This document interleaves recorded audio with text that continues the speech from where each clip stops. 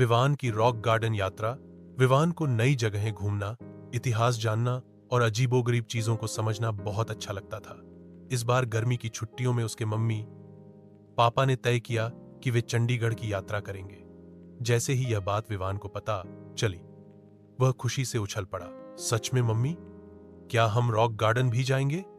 विवान ने उत्साह से पूछा। मम्मी मुस्कुराई। हाँ बेटा, जरूर। रॉक गार्डन तो चंडीगढ़ की शान है, वहां हम जरूर जाएंगे। विवान ने तुरंत इंटरनेट पर रॉक गार्डन की तस्वीरें देखनी शुरू कर दी। उसे यह देखकर हैरानी हुई कि वहां की मूर्तियां टूटे फूटे सामान जैसे चूड़ियां, बोतलें, टाइल्स और कांच के टुकड़ों से बनी थी। उसे विश्वास ही नहीं हुआ कि कचरे से भी इतनी सुंदर चीजें बन सकती हैं। अगले दिन सुबह सुबह वे ट्रेन से चंडीगढ़ रवाना हुए। सफर के दौरान पापा ने बताया, रॉक गार्डन को एक सरकारी कर्मचारी नेकचंद जी ने अकेले अपने हाथों से बनाना शुरू किया था। उन्होंने किसी को बताए बिना यह बगीचा जंगल के एक हिस्से में बनाना शुरू किया था।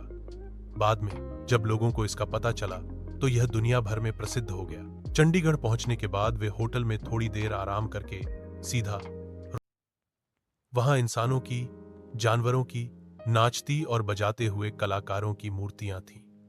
दीवारों और छतों पर रंग बिरंगे टाइल्स लगे थे।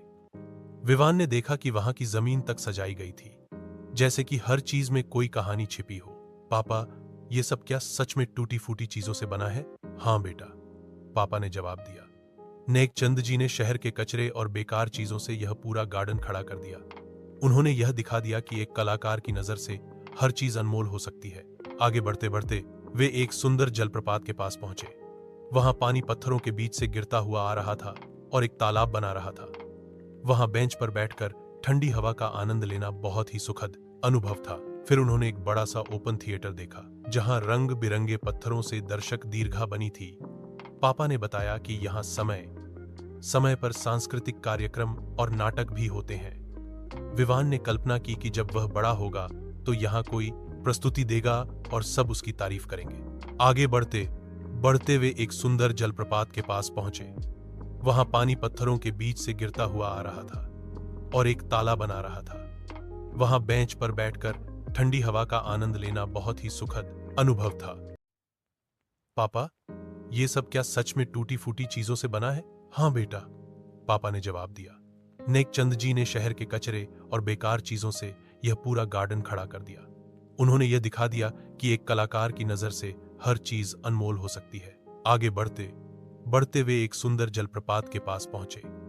वहां पानी पत्थरों के बीच से गिरता हुआ आ रहा था और एक तालाब बना रहा था।